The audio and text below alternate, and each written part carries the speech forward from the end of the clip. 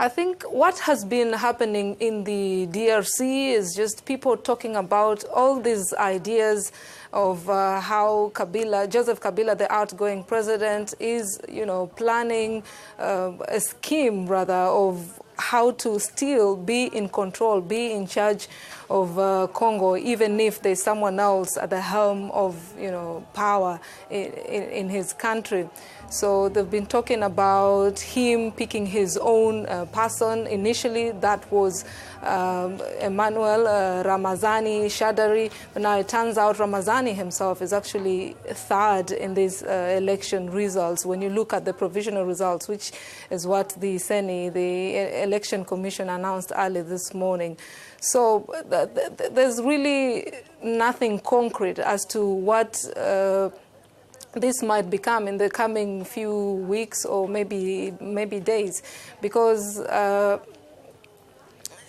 it's like it's relaxed, in Congo. That's what I can say. Yes, the opposition, the camp of the opposition, that is Fayulu's camp, Martin, is reacting, negatively to this, saying, no, those are fraud there. But it's not that. People are happy, I guess. The majority are happy because Felix Tshisekedi is the leader of opposition, and so many Congolese, the majority of the Congolese indeed, did want someone else, just not Kabila. Razia, with that in mind, do you think there is a sense in the DRC that there can be a peaceful transfer of power? Of course, that is the big hope. Or might this, this political upheaval see a return to violence?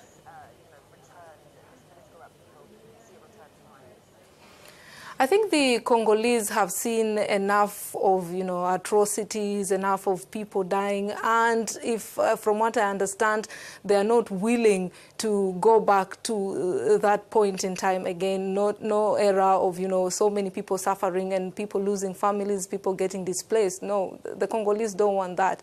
So it's feeling peaceful right now, and I really hope personally that they've learned the lesson, because if Kabila is the person they wanted out of power, and in fact he is, then I don't see how the Congolese will be going back to chaos, not now, because the person who is taking this is, Felix Tshisekedi is the leader of the opposition. He has support, he has a stronghold from so many parts of Congo, and that means, there's really no dissatisfaction with what CENI has announced this morning. So I don't see any violence, coming out of this in the coming, weeks or even days. I don't see anything violent coming out of this.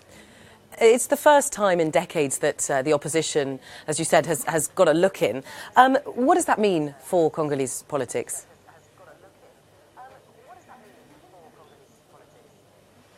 I think the Congolese politics is still immature, for lack of a better word. It's still among the worst democracies, and to have the election conducted, an election which has been delayed for far too long, and to have the election commission actually announce an opposition candidate as the winner in this poll is actually, it's quite a milestone for the country. But that doesn't mean that they've just quickly hopped into, what you'd call a democracy. There's still a long road for the DRC to achieve this profile of a democracy. It's still an authoritarian state, and this is not a guarantee it will remain like this. But the hope for many is that they can, shift, and that narrative can change locally, on the continent, and also internationally.